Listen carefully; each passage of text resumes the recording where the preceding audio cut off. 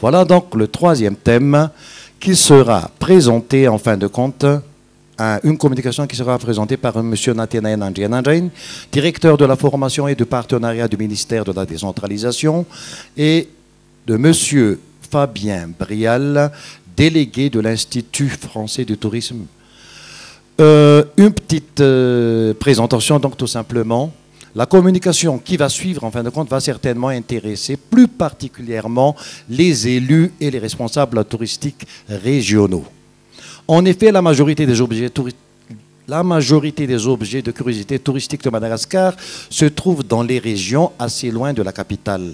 Et force est de constater que les responsables du tourisme locaux-régionaux ont du mal à développer le tourisme dans leurs régions respectives. Je laisse justement aux deux intervenants de nous expliquer cette nouvelle vision du développement touristique. Merci, à vous la parole. Donc, notre présentation va s'intituler sur le renforcement de capacité des collectivités territoriales décentralisées dans le processus de développement touristique du territoire. On a oublié le territorial dans le collectivité décentralisée ici, donc peut-être que c'est tout simplement un oubli. Donc, moi, comme il a présenté tout à l'heure, je suis le directeur de la formation et du partenariat et je représente ici le ministère de la décentralisation. Et à mon côté, docteur Fabien Brial, qui est un délégué de l'Institut français du tourisme. C'est un expert en décentralisation et aussi en marketing territorial. Donc, pour la suite, je vais donner la parole à M. Brial, pour présenter la phase introductive. À vous la parole, M. Brial. Merci. Donc, Fabien Brial, délégué de l'Institut français du tourisme. Contrairement peut-être à ce que vous avez indiqué sur les fiches qui ont été remises aux participants, puisque je suis aussi à l'Université de La Réunion, mais j'interviens ici au titre de l'IFT. L'Institut français du tourisme, en fait, donc est un organisme français qui a deux missions essentielles. Je me permets ici de les rappeler pour ceux qui ne le savent pas. Il y a d'abord une mission de veille et de prospective en matière touristique. Le siège se trouve à Paris, son directeur général est Jean-Luc Michaud. Et à côté de cette fonction de veille et de prospective, il y a aussi une action de conseil et de mise en tourisme et de formation professionnelle. Donc au niveau national avec l'État français, au niveau local bien évidemment avec certaines collectivités territoriales. Et on a un exemple à La Réunion par exemple avec le pôle d'excellence dont on pourra peut-être un peu parler. Et puis une action internationale aussi qui est engagée par l'Institut français du tourisme, qui fait que par exemple à Madagascar, nous sommes présents depuis 3 ans et nous apportons notre soutien à toutes les initiatives en faveur du développement durable touristique, dont l'emploi et la responsabilité locale sont des composantes fortes. La signature, par exemple, de la convention l'année dernière avec l'INTH et l'IFT donc, en témoigne. Alors notre intervention, en fait, elle est tout à fait dans le cadre de ces assises. Et elle suit tout à fait ce qui a été présenté tout à l'heure par Madame Fèvre au titre de l'UNESCO, à savoir la nécessité d'une stratégie nationale en matière de développement des compétences professionnelles et sa déclinaison au niveau local. Et j'allais dire, elle s'inscrit aussi tout à fait dans l'exposé qui vient de nous être fait par messieurs Virolo et Colère, dans la mesure où il s'agit bien d'essayer d'identifier aussi à un certain moment quels sont les besoins des compétences locales, quels sont les besoins locaux en matière de compétences professionnelles, en matière touristique, pour pouvoir y répondre, et les questions qui ont été posées dans l'assistance en témoignent. Alors, d'un point de vue institutionnel simplement, et c'est ce qui est un peu affiché là, c'est un peu parti un peu vite, donc je vais être très bref là-dessus. Donc l'idée, c'est que globalement, dans des grands États, et Madagascar est un grand État, c'est véritablement la décentralisation territoriale qui semble la plus en adéquation pour l'administration de ce territoire. Alors la décentralisation, c'est l'idée de confier en fait à des autorités élues la possibilité d'administrer un territoire avec un mécanisme de transfert de la compétence et de la responsabilité, dont l'idée, c'est d'apporter des solutions qui sont plus adéquates véritablement, parce que plus en correspondance avec les besoins exprimés au niveau local. Et donc une démonstration par là même de la capacité de la population locale à évaluer ses besoins et ses priorités, à s'administrer, et ce n'est pas au détriment, j'allais dire, de l'administration d'État, mais c'est une façon de mieux administrer un État, et surtout un État de grande superficie. Il y a 3 grands principes qui vont présider à cette décentralisation territoriale. Le principe d'abord de subsidiarité, qui indique que la responsabilité d'une action publique est allouée à la plus petite entité capable de résoudre le problème d'elle-même. On envisage la réponse au besoin au plus près de l'expression de ce besoin quand on l'a formellement identifié, et par des autorités locales. Ça ne sert pas forcément à grand-chose de remonter ça au niveau national. Les témoignages qui ont été faits tout à l'heure le montrent, me semble-t-il, assez bien. Ensuite, un principe de progressivité, d'équilibre, avec l'idée qu'un transfert de compétences est toujours accompagné d'un transfert de ressources ou de moyens pour les exercer. Et enfin, un principe d'égalité entre les collectivités territoriales. Il n'y a pas de tutelle entre les différents niveaux de collectivités territoriales. La stratégie nationale peut être définie et il peut y avoir ensuite des stratégies régionales ou des stratégies municipales, en tout cas des stratégies territoriales. L'idée, c'est qu'elles ne se confrontent pas, mais qu'elles soient simplement compatibles les unes par rapport aux autres. Il ne s'agit pas forcément d'avoir une déclinaison tout à fait conforme à ce qui est pris. Alors, le texte est assez long ici, et de toute façon, vous l'aurez dans les diapositives qui seront remises à la fin. Simplement dire qu'aujourd'hui, l'administration à Madagascar, c'est un État, un certain nombre de provinces, 22 régions, et c'est peut-être là que véritablement il y a quelque chose à imaginer, et 1549 communes qui permettent l'administration donc des 22 millions d'habitants sur près de 600 000 km². La place du tourisme dans la décentralisation territoriale, en fait, à travers ce processus de décentralisation, on va avoir un véritable développement territorial qui va répondre peut-être de façon plus précise aux besoins exprimés par les habitants, et en tout cas de pouvoir imaginer quelque chose qui soit mieux en réponse avec ce qui est demandé. Et donc ça devient un processus collectif des acteurs publics, mais aussi des acteurs privés, en vue de la réalisation des objectifs locaux et la satisfaction des besoins de la clientèle. Pour préserver son territoire, améliorer son image de marque et acquérir un positionnement stratégique durable, la collectivité doit appliquer des méthodes de management stratégique public, comme le marketing territorial. Et enfin, pour favoriser l'attractivité territoriale, la collectivité est amenée à utiliser des techniques de mise en tourisme du territoire. Alors, cette mise en tourisme du territoire au niveau local, c'est la diapositive suivante qui va vous l'indiquer. Donc, il y a 4 composantes. D'abord, l'idée de poser un diagnostic des ressources touristiques. Tout à l'heure, la personne qui parlait et qui travaillait dans le massif de l'Ichal le disait tout à fait. L'idée, c'est sur un territoire donné, on va essayer d'identifier donc des lieux, les activités, les caractéristiques, et ensuite on va en sélectionner un certain nombre. On va ensuite procéder à une phase de réflexion sur l'équipement, avec l'aménagement donc lieux, activités, caractéristiques, pour les rendre physiquement accessibles aux ressources. Mais il y a quelque chose d'important, et c'est le cadre de ces assises, il y a aussi la qualité de la ressource humaine, qui a été maintes fois exprimée depuis le début, qui est importante. Et enfin, des activités de médiation qui permettent aux visiteurs touristiques de jouir des lieux, activités caractéristiques d'un territoire. Donc la maîtrise locale du développement touristique a un levier essentiel qui est la formation à tous les niveaux. En ce qui concerne l'état des lieux sur Madagascar, je vais donc maintenant laisser la parole à mon voisin qui, me semble-t-il, est bien mieux placé que moi pour le faire. Je vous remercie. Merci, M. Brial, de m'avoir donné la parole. Donc, on va passer dans le deuxième point. C'est l'état de lieu. Qu'est-ce qui se passe ici à Madagascar? Donc, au niveau du rôle de l'État, l'État doit donc définir la politique nationale de promotion du tourisme. Et par rapport à ça, il doit aussi concevoir des stratégies à mettre en œuvre par rapport à cette politique. Et en amont, peut-être en amont, il faudra aussi un cadre juridique et un cadre institutionnel qui cadre toutes ces interventions, que ce soit au niveau politique, au niveau stratégique, et que ce soit au niveau opérationnel. Et par rapport à ça aussi, l'État doit garantir à tous les acteurs institutionnels les normes et les qualités en matière de développement touristique, surtout au niveau territorial.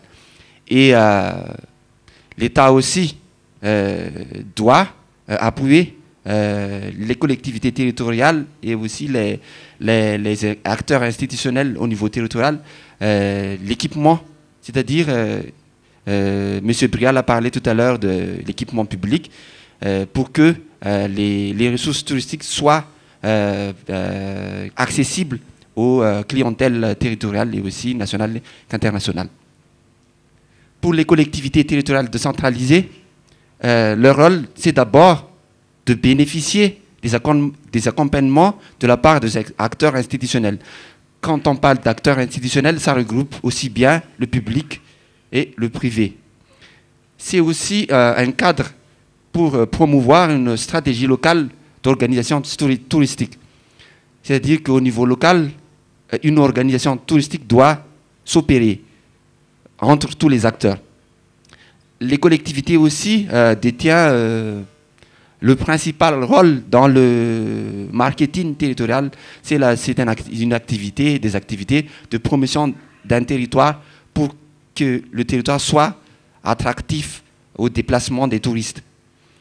Et les collectivités aussi initient et appuient, mettent en place des outils de gestion de projets dans la promotion touristique. Donc les petits projets qui s'opèrent dans le domaine, dans le secteur touristique au niveau local, les collectivités doivent détenir le rôle de maître d'œuvre.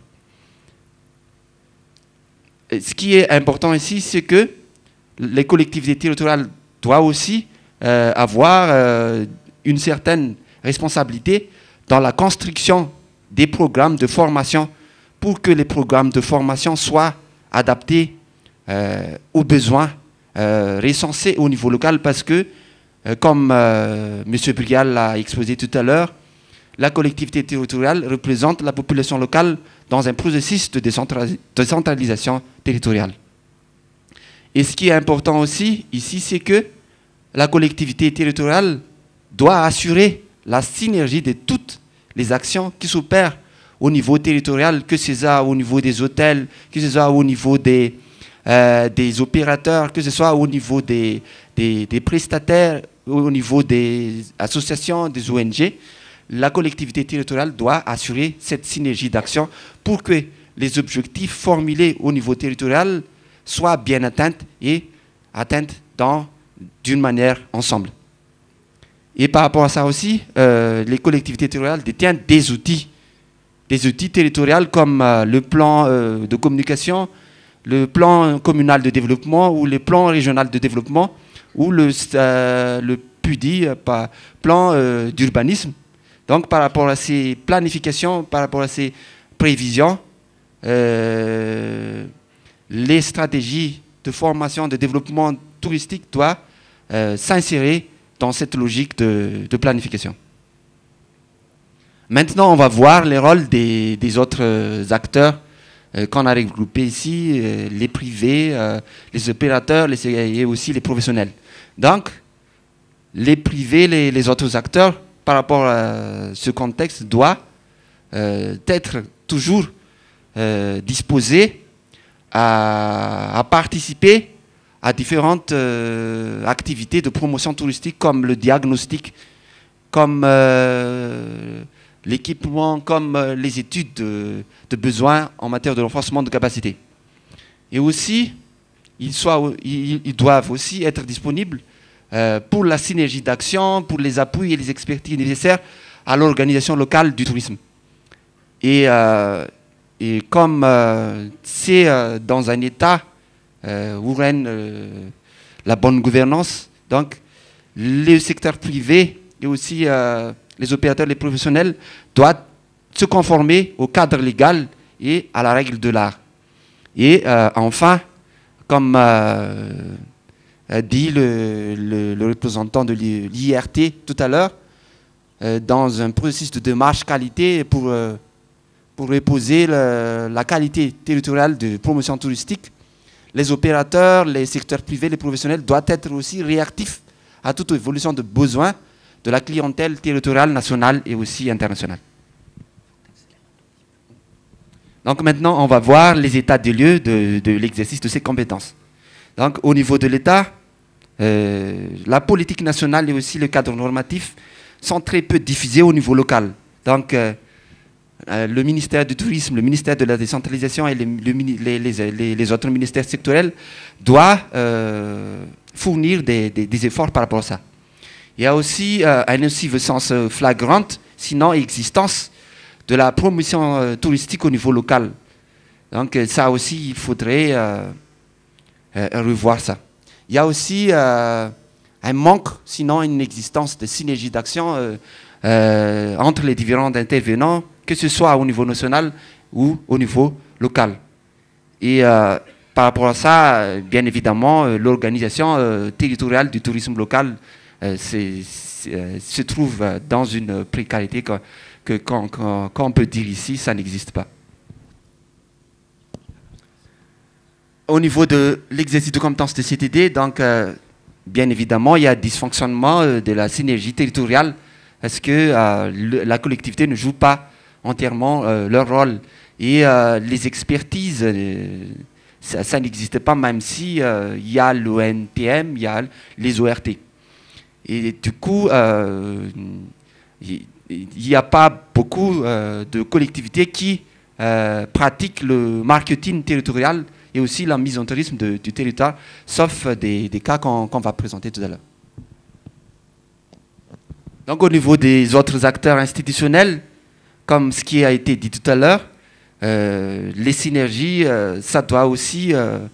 il faut faire un effort par rapport à la synergie et aussi la vision partagée, les objectifs communs au niveau territorial, ça n'existe pas encore. Donc au niveau de l'étude de cas, je vais apporter 4 études de cas, mais on a travaillé ensemble avec le référent Nord. Donc en Bulgarie, ce qui se passe, c'est que pour élaborer leur stratégie nationale d'écotourisme, ils ont fait des processus de consultation, que ce soit au niveau national ou au niveau régional. Et ils ont comme résultat le développement des entreprises et au marketing de la formation. Donc ils ont développé des modules de formation et aussi ont pu en même temps avoir un impact positif au niveau du développement des entreprises. Mais ce qui est le plus important dans tout ça, c'est qu'au niveau local, par rapport à cette processus de consultation, il y a un changement au niveau du cadre normatif et juridique. Maintenant, on parle de équipement territorial par les collectivités, et ça à partir des taxes collectées au niveau du tourisme. Donc, le deuxième étude de cas qu'on a fait ensemble, c'est au Botswana, dans le village culturel de Kidua. Donc, au Botswana, on a essayé de développer un projet de tourisme culturel communautaire. Donc, ce projet a été piloté uniquement par l'ONG Conservation Internationale. Donc, le résultat, c'est que ça a été un échec parce que il n'y avait pas une véritable synergie d'action entre les différents acteurs institutionnels locaux. Pour les 2 autres cas qui concernent Madagascar, c'est au niveau de commune rurale d'Antwet et Nouspe.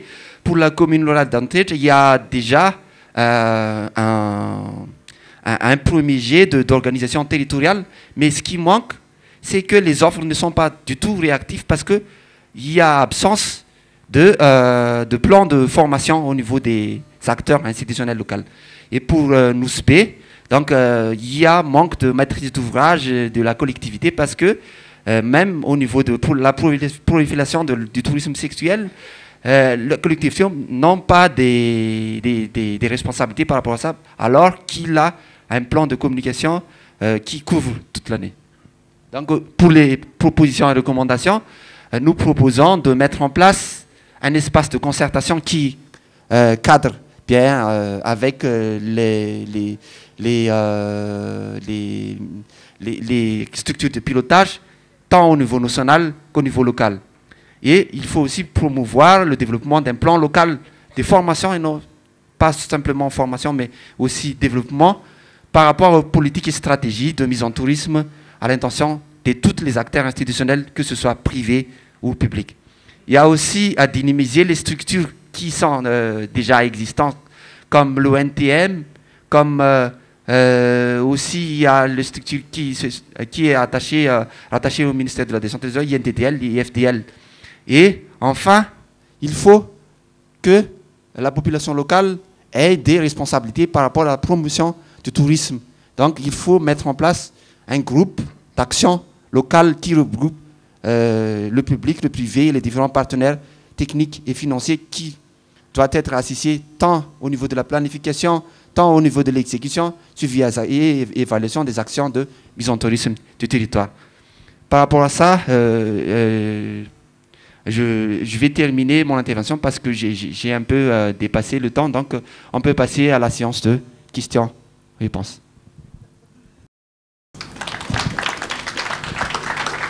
Voilà donc la présentation. Nous remercions alors les deux intervenants sur ce thème-là. Un thème très très développé et très complet aussi. Je crois que vous avez... Je ne sais pas encore si vous avez encore des questions. Merci. Si vous avez alors des questions, n'hésitez pas justement à lever la main.